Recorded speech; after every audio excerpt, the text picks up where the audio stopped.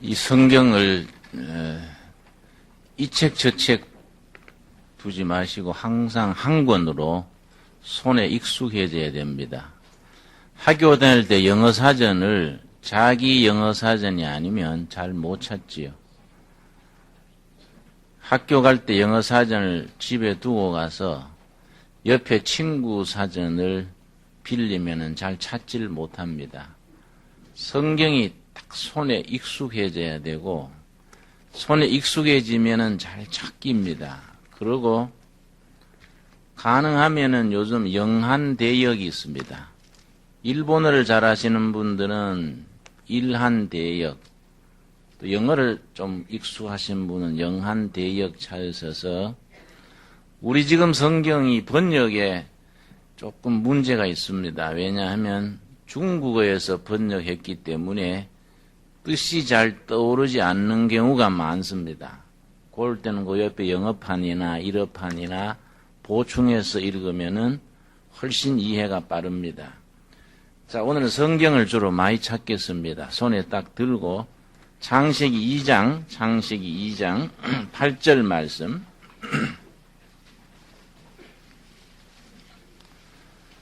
우리가 신앙의 구조가 우리가 하나님께 나아갈 때는 기도로 나아갑니다. 하나님은 우리에게 어떻게 오실까요? 말씀으로 오십니다. 기도로 우리는 하나님께 나가고 하나님은 말씀으로 오시기 때문에 기도할 때도 꼭 말씀을 앞에 두고 한 구절을 읽고 기도하고 또 기도한 뒤에 또 말씀을 읽고 이게 하나의 영적인 원칙입니다. 우리는 하나님 앞에 기도로 나아가고 하나님은 말씀으로 나오게 됩니다. 그래서 하나님 앞에 무슨 신기한 직접 음성 들으려 하지 말고 그런 경우도 평생에 간혹 있습니다. 특별한 경우에 그걸 특별 계시라 그러지요. 그러나 일반적으로 이미 계시된 말씀 속에서 삶의 지침을 받게 됩니다. 자, 창세기 2장 8절. 여호와 하나님이 동방의 에덴의 동산을 창설하시고 그 지으신 사람을 거기 두시고 여호와 하나님이 그 땅에서 보기에 아름답고 먹기에 좋은 나무가 나게 하시니 그 에덴 동산의 생명나무와 여러 가지 과일나무를 두신 걸로 이제 그 본문입니다. 동산 가운데에는 생명나무와 선악을 알게 하는 나무도 있더라. 10절. 강이 에덴에서 발원하여 동산을 적시고 거기서부터 갈라져 내 근원이 되었으니. 자, 에덴 동산을 두시고 거기에 생명나무 여러 과일나무를 두시고 그러고 에덴 동산에서 강이 가운데로 흘러서 네 줄기로 사방에 퍼졌다. 이렇게 되어 있습니다. 창세기 3장에 가서 사람들이 타락함으로써 에덴 동산이 사라졌습니다. 언제 다시 시작되느냐 하면 요한계시록 21장입니다. 요한계시록 21장. 요한계시록 21장과 22장이 성경의 마지막 장인데 천국장이라 그럽니다. 천국. 천국에 관한 가장 세밀한 기록이 성경의 마지막 두 장, 요한계시록 21장과 22장에 기록이 되어 있습니다. 그래서 21장, 22장을 천국장이라고 그렇게 부르고 구약에서는 에스겔서 47장과 48장이 역시 천국장으로 서로 짝을 이룹니다. 요한계시록 21장 1절. 또 내가 새 하늘과 새 땅을 보니 처음 하늘과 처음 땅이 없어졌고 바다도 다시 있지 않더라. 또 내가 보매 거룩한 성 뭡니까? 새 예루살렘이 하나님께로부터 하늘에서 내려오니 새 예루살렘을 새 에덴이라고 부릅니다. 새 에덴. 창세기 2장에서 나타났다가 3장에서 사라진 에덴 동산의 새 에덴이 새 예루살렘에 해당합니다. 그 새 예루살렘으로 새 에덴으로서 새 예루살렘의 22장 1절입니다. 22장 1절.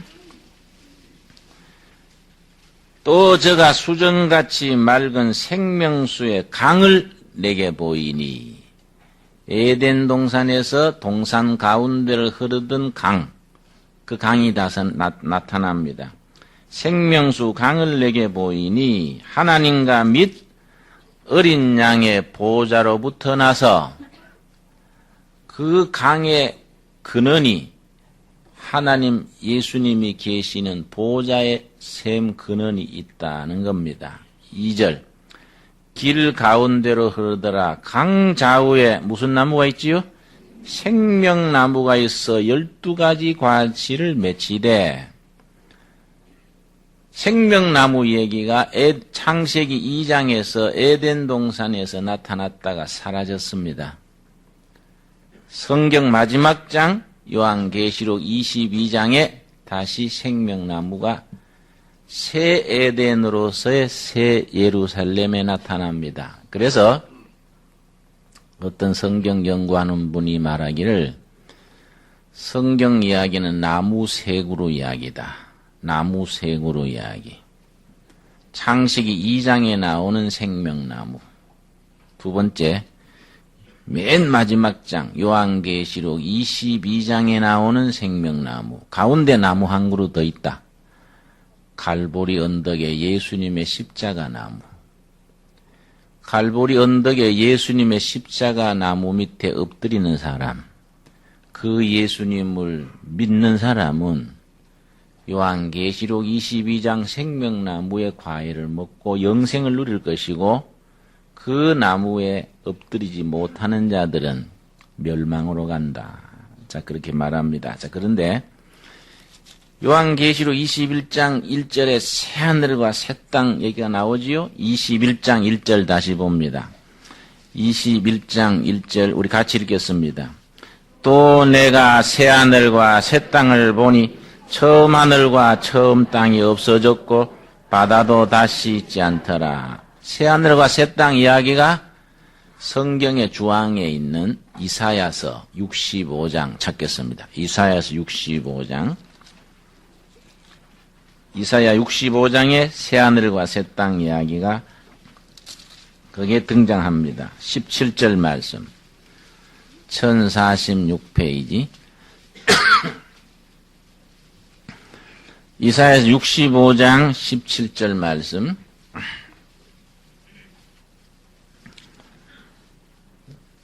우리 같이 읽겠습니다.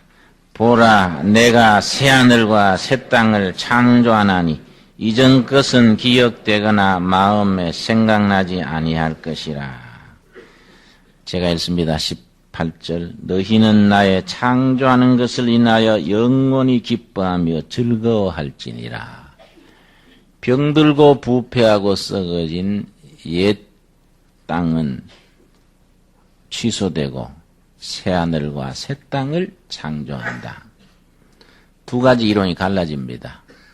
지금 우주, 지금 지구를 완전히 폐기해버리고 새하늘과 새 땅을 새로 창조하시느냐, 아니면 지금 지구 이 우주를 새롭게 해서 새하늘과 새 땅을 창조하느냐, 신학의 이론에 따라서 두 파가 갈라집니다. 19장 19절 이사야 65장 19절. 내가 예루살렘을 즐거워하며 나의 백성을 기뻐하리니 우는 소리와 부르짖는 소리가 그 가운데서 다시 들리지 아니할 것이며. 요한계시록 21장의 새 예루살렘의 이야기하고 꼭 같은 얘기가 나옵니다. 거기에 우는 울음이 없고 고통에 부르짖는 소리가 없다. 20절. 거기는 날수가 많지 못하여 죽는 유아와 수한이 차지 못한 노인이 다시 없을 것이라. 곧 100세에 죽는 자가 아이겠고 100세 못 되어 죽는 자는 저주받은 것이리라. 장수하는. 100세에 죽는 어린아이다. 내일 우리 창리 예배 드리는 지리산 두레마을 그 두레교회 그 지역이 게르마늄 돌이 많다 그래요. 그 장수촌이에요. 우리 동네 앞에 95세 된 할아버지하고 93세 된 할머니 두 분이 사시는데 둘이서 거기서 읍내까지 한 10km 됩니다. 어디 갔다 오시길래 할아버지 할머니 어디 갔다 오세요? 그러니까 장 보러 가셨지요. 둘이 그 10km 넘는 데를 가서 동태 한 마리 사서 둘이 걸어갔다 오는 거예요. 아주 장수 지역이에요. 장수. 그럼 장수하려면 지리산 두레마을로 갑시다. 지금 가면 안 되고 내가 은퇴해서 갈 때 같이 가도록 합시다. 이사야서는 인간이 품을 수 있는 가장 이상을 얘기합니다. 그리고 성경 전체에서 이사야서가 제일 긴 책입니다. 66장으로 되어 있습니다. 길이만 제일 긴 것이 아니라 이사야서에는 신약과 구약이 축소판이다. 그렇게 말합니다. 신약 구약이 축소판이 이사야다. 내가 어제 우찌무라 간조 일본의 평신도 성경학자 내촌감삼 우찌무라 간조가 쓴 책을 읽었더니 이사야서에 대해서 뭐라고 썼냐면은 이사야서가 66권인 게 참 신기하다. 성경 66권하고 이사야서 66장이 딱 맞아 떨어진다. 이 우연치고는 참 신기하다. 그런데 더 신기한 것은 내용이 딱 들어맞는 겁니다. 구약이 몇 권입니까? 39권, 신약이 27권인데 구약은 모세의 율법, 신약은 예수님의 은혜를 기록하고 있습니다. 모세의 율법 39권 구약은 심판과 정죄입니다. 신약 27권은 은혜와 용서입니다. 그런데 이사야서가 1장에서 39장까지는 구약의 내용입니다. 이사야서 1장 시작 한번 보겠습니다. 1장 1절 말씀. 이사야서 1장 1절 말씀.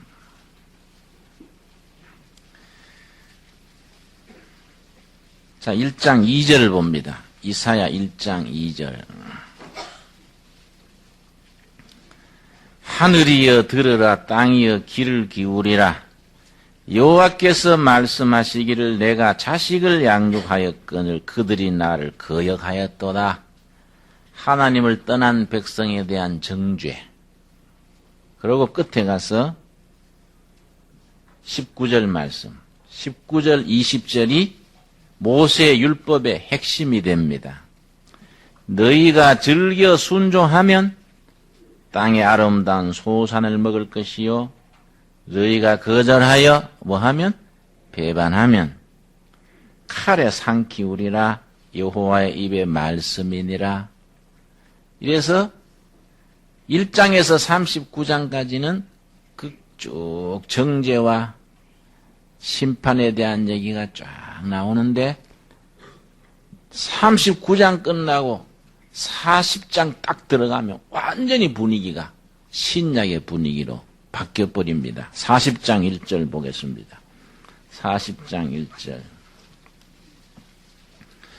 자, 39장까지 나오던 얘기하고는 어쩌면 그렇게 완전히 변해버리는지 완전히 그래서 성경학자들은 저자가 다르다.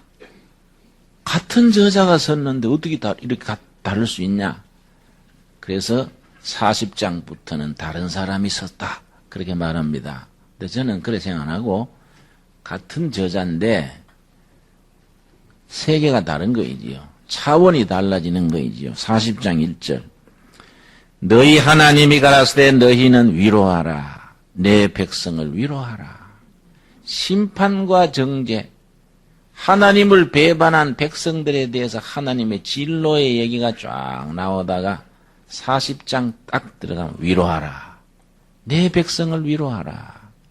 용서와 위로. 2절 같이 읽겠습니다. 너희는 정다의 예루살렘에 말하며 그것에게 외쳐고하라. 그 복역의 때가 끝났고 그 죄악의 사함을 입었느니라. 그 모든 죄를 인하여 여호와의 손에서 배나 받았느니라.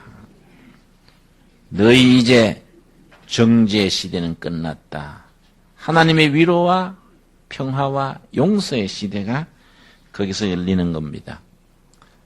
오늘 읽은 본문 말씀이 이사야서의 중심에 있는데 이사야서의 가장 핵심되는 말씀에 해당합니다. 30장 15절. 말틴 루터가 가장 좋아했다는 말씀입니다. 이사야서 30장 15절. 이사야서 앞부분의 정죄와 심판을 벗어나서 용서와 사랑의 복음에 접하려면 어떻게 해야 되느냐? 이사야서 30장 15절 말씀 앞에 우리가 겸허히 엎드려야 된다는 거이죠. 15절 말씀. 주 여호와 이스라엘의 거룩하신 자가 말씀하시되 너희가 돌이켜 뭡니까? 안전히 처하여야 구원을 얻을 것이요. 내가 영문판이 있는 분은 같이 보라는 말씀이 이런 부분입니다. 안전히 처하여야 구원을 얻을 것이다. 좀 애매하지 않습니까? 안전히 처한다는 게 뭐인가? 영문판에는 회개와 평안이 거하는 사람이라야 구원을 얻을 것이다. In repentance and rest. 회개하고 깨끗해진 심령으로 편안히 거하는 사람이 구원을 얻을 것이요. 그게 본문인데 안전히 거하여야 이상하지 않습니까? 회개하고 깨끗해진 심령으로 편안히 거하는 사람이 구원에 참여하는 것이고 그 다음 뭐입니까? 잠잠하고 신뢰하여 힘을 얻을 것이거늘 너희가 원치 아니하도다. 하나님 앞에서 잠잠하고 하나님을 trust. 하나님을 신뢰해야 된다.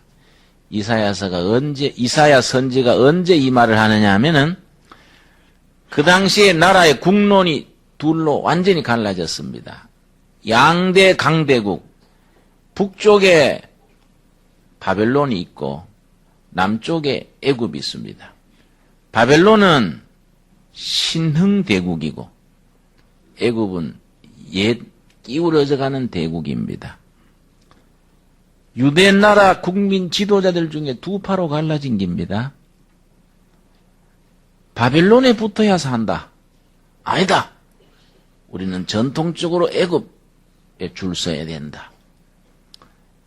이 나라가 어려운 때에 양파가 갈라져가지고 으르렁거리는 거이죠. 이러니까 그 당시에 왕이 이사야를 만나가지고 물은 겁니다. 어떻게 해야 되겠습니까? 이사야는 왕족 출신입니다. 자기 아버지가 선대 왕의 동생이고 지금 왕이 이사야 사초입니다.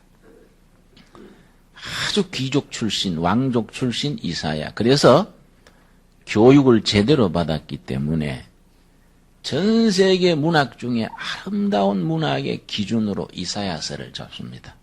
그리고 국제 정세를 보는 안목이 탁월합니다. 왕의 그런 자문에 대해서 이사야 선지가 지금 하는 말입니다. 여기도 저기도 속하지 말고 회개하고 조용히 있어라. 민족 주체를 딱 세우고 하나님 앞에 줄 서라. 하나님 앞에. 하나님 앞에 줄 서고 바벨론에도 기울이지 말고 애굽에도 기울이지 말고 민족 자주를 딱 세우고 기울어지지 말아라. 회개하고 조용히 있어라. 조용하고 하나님을 신뢰해라. 그러면 구원에 이른다. 그랬는데 그 왕이 그렇게 하지 못했어요. 바벨론 편에 줄 섰어요. 그게 나중에 망하게 되는 장본이 거기서 생깁니다. 그런데 이 말씀이 지금 시대를 떠난 지금 우리들에게 주시는 말씀이지요. 이사야서 2장 보겠습니다. 이사야서 2장.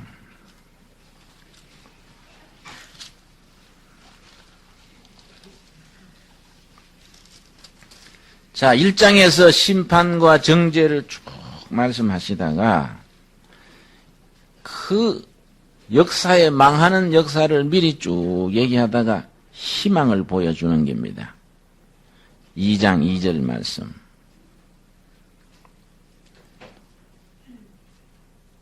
2장 2절. 말일에 여호와의 전의 산이 모든 산꼭대기에 굳게 설 것이요 모든 작은 산 위에 뛰어나리니 만방이 그리로 모여들 것이라. 많은 백성이 가며 이르기를 오라 우리가 여호와의 산에 오르며 야곱의 하나님의 전에 이르자. 그가 그 도로 우리에게 가르치실 것이라. 우리가 그 길로 행하리라. 하리니 이는 율법이 시온에서부터 나올 것이요 여호와의 말씀이 예루살렘에서부터 나올 것임이니라. 4절 말씀이 인류가 바라보는 그 평화의 메시지. 아주 이사야서는 영적 상상력이 탁월한 책입니다. 평화 시대를 말할 때 이사야서 2장 4절을 예를 듭니다. 4절 읽습니다. 그가 열방 사이에 판단하시며 많은 백성을 판결하시리니 무리가 그 칼을 쳐서 뭡니까? 보습을 만들고 탱크를 녹여서 트락타를 만들고 이 말이죠. 그 창을 쳐서 낫을 만들 것이며 대포를 녹여서 농기구를 만든다 이거지. 이 나라와 저 나라가 다시는 칼을 들고 서로 치지 아니하며 다시는 전쟁을 연습지 아니하리라. 이런 평화의 시대가 도래한다. 그 지금 자기 조국은 망해가는데 큰 안목으로 이런 때를 선지자가 바라보는 겁니다. 그런 시대가 오는 사인 징조가 어디서 시작되느냐? 7장 14절입니다. 7장 14절. 그런 시대가 어디서부터 시작되느냐? 그래서 이사야서가 신약과 구약의 축사판이라 그래서 구약 39권과 신약 27권이 이사야서 66장 속에 압축되어 있다는 겁니다. 7장 14절. 그러므로 주께서 친히 뭡니까? 징조. 그런 평화의 시대. 그러니까 오는 사인입니다. 사인, 징조. 징조란 말은 차를 타고 가다가 빨간 등이 탁 켜면은 차가 서지요? 그 빨간 등이 징조입니다. 징조. 파란 등이 탁 오면 가고. 이게 징조. 시대의 징조가 온다. 무슨 징조에서 시작되느냐? 14절 같이 읽겠습니다. 그러므로 주께서 친히 징조로 너희에게 주실 것이라. 보라, 처녀가 잉태하여 아들을 낳을 것이요 그 이름을 임마누엘이라 하리라. 임마누엘 하나님 예수 그리스도 메시아가 태어날 때 아기가 태어난 게 징조다. 어떤 아기냐? 남자를 거치지 않는 처녀에서 아기가 태어나는 그게 징조다. 그런 시대가 오는 징조다. 그 새로운 왕으로서 오는 아기, 어떤 아기냐? 9장입니다. 9장. 6절 말씀. 9장 6절. 9장 6절. 이는 한 아기가 우리에게 낳고 한 아들을 우리에게 주신 바 되었는데 그 어깨에는 뭐이지요? 정사. 정권이며 정권. 그 어깨에 정권. 우주를 다스리는 정권입니다. 정권을 메었고 그 이름은 기묘자라 모사라. 기묘자라 모사라를 영어 성경에는 원더풀 카운슬러다. 원더풀. 기막힌 상담자다. 무슨 문제든지 가져가면은 해결이 되는 해결사. 원더풀 카운슬러. 기묘자라 모사라. 전능하신 하나님이라. 영존하시는 아버지라. 평강의 왕이라 할 것임이니라. 평화의 왕. 평화. 7절.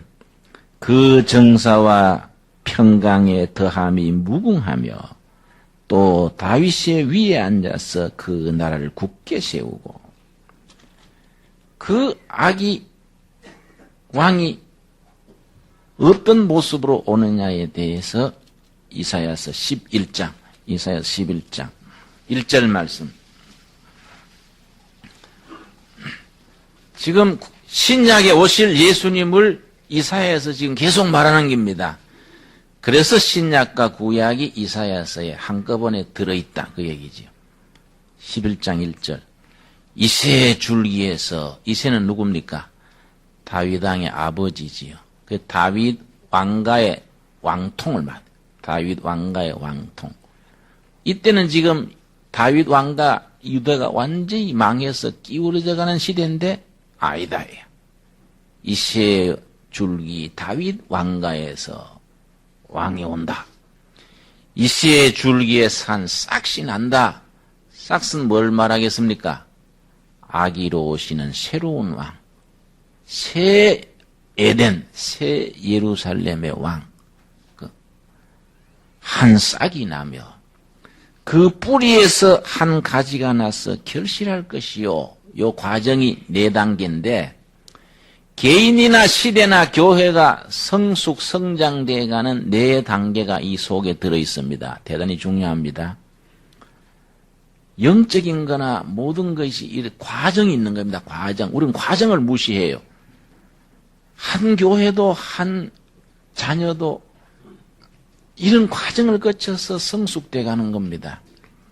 처음에는 싹시지요. 그 다음 뭡니까? 뿌리 내립니다. 세 번째 뭐이지요?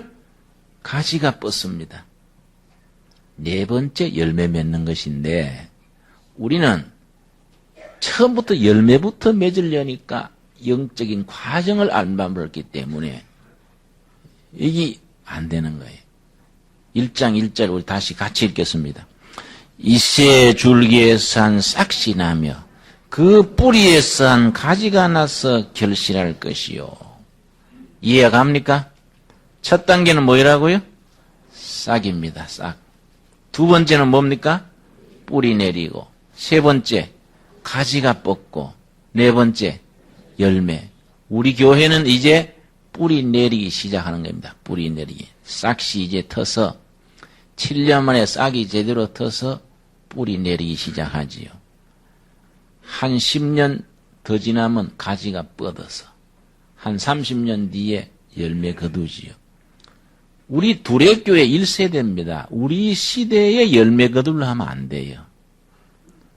우리는 지금 싹을 틔워서 뿌리 내리는 겁니다. 우리 아들 손자 때에 열매 거두는 겁니다. 자, 그 오실 메시아가 싹으로서 어린아기로서 오는데 어떤 분이냐 2절입니다. 11장 2절. 여호와의 신 곧 뭡니까? 지혜와 총명의 신이요 모략과 재능의 신. 이거는 오실 메시아의 속성입니다. 지혜와 총명의 신. 지혜는 하늘의 뜻을 분별하는 영적인 분별. 총명은 세상적인 판단력, 인사이트입니다. 인사이트. 하늘의 뜻을 분별하는 게 뭐라고요? 지혜. 세상적인 판단력 뭡니까? 총명. 나 같은 목회자는 교인들에게 하나님의 뜻을 분별해야 하니까 지혜 쪽입니까? 총명 쪽입니까? 지혜. 기업을 하는 분들은 투자할 때, 사람 쓸 때 판단을 잘해야 되니까 어느 쪽입니까? 총명. 지혜와 총명을 합친 것이 성령 충만입니다. 이건 우리의 평화의 왕 메시아는 양쪽을 겸했다. 그 다음 모략과 재능의 신이요. 모략은 의논해서 합의하는 것이 모략입니다. 재능은 개인의 재능입니다. 공동체로서 의논해서 결론에 이르는 모략. 재능은 개인의 바른 재간입니다. 지식과 여호와를 경외하는 신이 그 위에 강림하시리니. 자, 9절이 우리 둘이 교회의 목표 중에 있는 11장 9절 말씀. 자, 6절 먼저 봅니다. 자, 6절 같이 읽겠습니다. 그때 이리가 어린 양과 함께 거하며 표범이 어린 양과 함께 누우며 송아지와 어린 사자와 살찐 짐승이 함께 있어 어린아이에게 끌리며 암소와 곰이 함께 먹으며. 이게 짐승들 얘기하는 게 아닙니다. 이스라엘 유대를 짓밟은 아시리아 바벨론 병사들과 유대 어린아이들이 같이 놀고 포범과 독사가 한 구덩이에 논다는 말은 북한 군인과 남한 아가씨들이 같이 축제를 벌리고 이런 식으로 우리가 이해하는 겁니다. 이 미래에 대한 아주 환상이죠. 비전을 얘기합니다. 9절 말씀, 9절. 이 종말의 때, 이게 우리가 성서한국의 꿈을 얘기할 때 이 말씀을 인용하지요. 9절. 나의 거룩한 산 모든 곳에서 해됨도 없고 상함도 없을 것이니. 그 다음 같이 읽겠습니다. 이는 물이 바다를 덮음같이 여호와를 아는 지식이 세상에 충만할 것임이니라. 물이 바다를 덮음같이 무슨 지식? 여호와를 아는 지식이 세상에 가득한 시대. 물이 바다를 덮음같이 여호와를 아는 지식이 제주도 한라산에서 백두산 꼭대기 꼴짝꼴짝 마을마다 하나님을 아는 지식이 넘치는 시대, 성서한국의 시대죠. 조선조 500년은 마을마다 공자왈, 맹자왈, 사서상경 읽었습니다. 신라시대, 고려시대는 부처님의 도가 왕성해가지고 삼국사기란 책이 있습니다. 삼국사기, 김부식이 쓴 삼국사기에 보면 팔공산, 경상도 그 팔공산 줄기에 사찰이 7,000개, 7,000개. 절이 너무 남발해가지고. 그래서 김부식은 신라가 망한 원인을 그렇게 썼어요. 절이 너무 많고 젊은이들이 노동은 안 하고 절간에 들어가서 스님이 너무 많아서 나라가 망하는 원인이 됐다. 그런 기록들이 있지요. 신라 고려 시대는 불도의 시대, 조선조 500년은 유학의 시대, 통일한국 천년 세월은 물이 바다를 덮음같이 무슨 지식입니까? 여호와를 아는 지식. 이사야서 66장 속에 압축되어 있는 복음의 지식이 한반도에 꽉 차야 된다. 이런 걸 우리가 성서한국의 비전으로 얘기하는 겁니다. 이사야서 42장 그 메시아가 어떤 성품을 가진 분이냐? 이사야서 42장에 나옵니다. 1절에서 4절까지 오실 메시아를 지금 소개를 하는데 42장 1절. 내가 붙드는 나의 종 내 마음에 기뻐하는 나의 택한 사람을 보라. 하나님이 택한 종 메시아를 말한 겁니다. 내가 나의 신을 그에게 주었은즉 그가 이방의 공의를 베풀리라. 그는 외치지 아니하며 목소리를 높이지 아니하며 그 소리로 거리에 들리게 아니하며. 예수님은 조용조용히 말씀하시지 뭐 히틀러처럼 웅변하는 게 아니에요. 난 설교할 때 항상 예수님 스타일로 하죠. 예수님 스타일. 근데 옥하는 목사님 내가 형님 그러는데 설교 한 번 하면 와이사스가 푹 젖는다 그래요. 막 열심히 하시는가 봐요. 그래 내가 옥 목사님한테 형님 그 예수님 스타일이 아니네요, 그거. 응? 그거 왜 그렇게 와이사스가 푹 적도록 그렇게 열을 내세요? 이사야서 42장에 예수님 우리 왕초는 조용조용히 했는데 똘마이가 열내면 형님 그 도가 깊지 못해 그런기요. 글쎄 말이야 나 그 잘 안 돼. 그래 예수님은 조용조용히 그 소리가 밖에 들리지 않도록 그 공간에 들리도록 조용조용히 했대. 3절 말씀. 그래서 오시는 메시아가 하는 일이 뭐이냐? 이걸 유대인들이 헛짚은깁니다. 유대 사람들의 비극이 뭐냐면 지금까지 그 사람들은 메시아를 기다리는데 100만 대군을 거느리고 세계를 평정해서 이스라엘 민족을 통치하는 그런 메시아를 기다린단 말이에요. 그런데 본문에는 메시아가 전혀 다른 겁니다. 3절 같이 읽겠습니다. 상한 갈대를 꺾지 아니하며 꺼져가는 등불을 끄지 아니하고 진리로 공리를 베풀 것이며, 실제 메시아는 상한 갈대 같은 연약한 인간을 감싸주고 꺼져가는 등불 같은 정말 상처받고 어려움에 있는 백성을 끌어안아주는 메시아다. 100만 대군을 거느리고 천하를 제패하는 메시아는 성경에는 안 깁니다. 그런데 유대인들은 그런 메시아를 기다리는데 메시아 예수님이 왔는데 영 아니거든요. 100만 대군은 그래도 12제자 무시한 사람 모아놓고 뭐라 하시니까 맨날 병자들 돌보고 하니까 에이 이런 메시아는 필요 없다. 십자가에 못 박은 거래. 아주 이렇게 있어도 자기들이 눈이 안 열리는 거이죠. 그 메시아의 클라이막스는 53장입니다. 53장. 그래서 이사야서 53장은 전장을 암송해야 됩니다. 우리 교우님들이 이사야서 53장을 암송해 버려야 돼요. 언제 암송대회 한번 하면 좋겠어요. 이사야서 53장, 또 요한복음 17장, 고린도전서 13장 이런 장들을 아예 맥제 정해서 암송대회 우리 한번 더 합시다. 이사야서 53장은 전장이 메시아 오실 분을 예언하기 때문에 메시아 예언장이라 그렇게 부릅니다. 그래서 구약의 복음서 그렇게 말합니다. 53장 1절. 우리의 전한 것을 누가 믿었느뇨? 여호와의 팔이 네게 나타났느뇨? 그는 주 앞에서 자라나기를 연한 순 같고 마른 땅에서 나온 줄기 같아서 고운 모양도 없고 풍채도 없은즉. 예수님 인물이 영 볼품없고 풍채도 아주 빈약하다 이 말이에요. 우리의 보기에 흠모할 만한 아름다운 것이 없도다. 인기 끌 만한 풍채 인물이 없어요. 난 이 말씀 읽으면 굉장히 위로받습니다.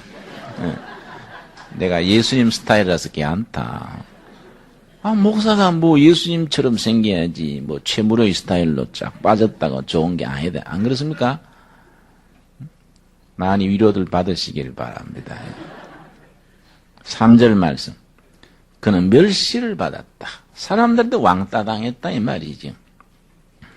멸시를 받아서 사람에게 실어버린 바 되었으며 강고를 많이 겪었으며 질고를 아는 자라. 갓난 신고. 식민지 국가의 변방에 가난한 집 마다들로 나가지고 온갖 민생고를 다 겪었다 이 말이지요. 4절 5절을 구약의 요한복음 3장 16절 그렇게 부릅니다. 이게 핵심입니다. 그래서 누가 말하기를 구약의 이사야 53장 4절 5절 신약의 요한복음 3장 16절 두 구절이 있으면 기독교는 탄탄히 선다. 그렇게 말하는 중요한 부분입니다. 4절 제가 읽습니다. 그는 실로 우리의 질고를 쥐고 우리의 슬픔을 당하여 끈을. 우리는 생각하기를 그는 징벌을 받아서 하나님께 맞으며 고난을 당한다 하였노라. 질병과 신고를 다 당했다 이죠. 5절 같이 읽겠습니다. 그가 찔림은 우리의 허물을 인하며 그가 상함은 우리의 죄악을 인함이라. 그가 징계를 받음으로 우리가 평화를 누리고 그가 채찍에 맞음으로 우리가 나음을 입었도다. 예수님이 십자가에 채찍 맞고 십자가에 죽었기 때문에 우리가 건강해졌다. 여러분, 몸과 마음에 병들고 연약한 분들 예수님이 채찍 맞고 미리 당했기 때문에 우리에게 나음을 입었도다. 아멘으로 받을 수 있기를 바랍니다. 예수님이 우리의 불행을 눈물을 지고 갔기 때문에 우리에게 남은 것은 기쁨과 평화가 있다. 그래서 건너뛰어서 53장, 60장, 이사야서 60장. 그러니 그런 메시아를 믿는 우리는 이제 결론으로 나가는 겁니다. 60장 1절. 1절 같이 읽읍시다. 일어나라 빛을 발하라. 이는 너 빛이 이르렀고 여호와의 영광이 너 위에 임하였음이라. 이런 복음의 내용을 너희가 알았으니 회개하고 편안히 거하고 조용하고 신뢰하고 일어나라. 빛을 발해라. 15절 말씀. 15절. 전에는 그 메시아를 모시기 전에는 너가 버림을 입으며 미움을 당하였으므로 너에게는 지나가는 자가 없었으나 그 다음 뭡니까? 이제는 from now on 지금부터는 다르다. 내가 너로 영영한 아름다움과 대대의 기쁨이 되게 하리라. 아멘 하십니까? 예수님 알기 전에 우리는 꼴이 말이 아니랬다. 이제는 다르다. 우리는 아름다움과 빛나는 미래가 우리 앞에 있다. 21절. 너 백성이다. 뭐입니까? 의롭게 되어 죄 씻음 받고 허물과 죄가 사함 받고 심판과 정죄에 벗어나서 의롭게 됐다. 의롭게 되어 영영이 땅을 차지하리니 땅을 차지한다. 그래서 여러분 통일한국 시대는 우리 한반도를 본 어게인된 크리스찬들이 대통령도 되고 총장도 되고 큰 기업의 총수도 되고 이 땅을 차지해야 안 되겠습니까? 그렇지요? 맨날 거듭나지 못한 사람들이 뭐 높은 자리에 있으니까 신문 보면 신경쇠약 걸리잖아요. 아이고 나라 꼴이 왜 이랬나 싶고 이상하지 않습니까? 너희 의롭게 된 사람들이 땅을 차지한다. 그들은 나의 심은 뭡니까? 심은 가지. 꺾꽂이죠. 꺾꽂이. 버드나무나 포프라나무는 꺾꽂이로 심으면 되지요. 너희들 두레교회 너희들은 어디서 왔든지 내가 여기 갖다 꼽은 가지다 이 말이죠. 내가 심은 가지요. 나의 손으로 만든 것으로 핸드메이드 수제품. 너희 한 명 한 명을 내가 손으로 만든 것으로서 나의 영광을 나타낼 것인즉 22절 같이 읽겠습니다. 그 작은 자가 천을 이루겠고 그 약한 자가 강국을 이룰 것이라. 때가 되면 나 여호와가 속히 이르리라. 여러분 기업하는 분들 있지요? 지금은 조그마한 구멍가게지만은 앞으로 이렇게 번성하게 되기를 바랍니다. 마지막으로 66장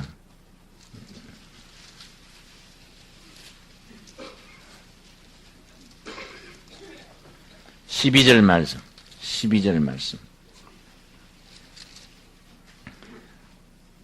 여호와께서 이같이 말씀하시되 보라 내가 그에게 평강을 강같이 그에게 열방의 영광을 넘치는 시내같이 주리라. 너희가 그 젖을 빨 것이며 너희가 옆에 안기며 그 무릎으로 놓을 것이라. 어미가 자식을 위로함같이 내가 너희를 위로할 것인즉 너희가 예루살렘에서 위로를 받으리라. 너희가 이를 보고 마음이 기뻐서 너희 뼈가 연한 풀의 무성함 같으리라. 여러분 이 말씀이 여러분의 삶 속에 그대로 임하기를 바라고 여호와의 위로가 풍성히 임하기를 바랍니다. 네. 이사야서가 좋지요? 네. 오늘 한벌 떼시니까 인자 이사야서는 안 읽어도 되겠다. 이게 아니고 지금부터 이사야를 열심히 읽읍시다. 열심히 신구약 성경이 딱 엑기스로 들어있는 이사야서를 열심히 읽고 성령님의 위로하심이 말씀 속에서 넘치기를 바랍니다. 기도하겠습니다. 주님 은혜를 감사드립니다. 이사야서에 임하는 은혜의 말씀을 통하여 하늘의 위로와 평강, 용기와 희망을 우리가 얻습니다. 우리 심령 속에 말씀의 은혜가 넘치게 하옵소서. 그리하여 우리가 당하는 어떤 시련도 말씀으로 능히 극복해 하옵소서.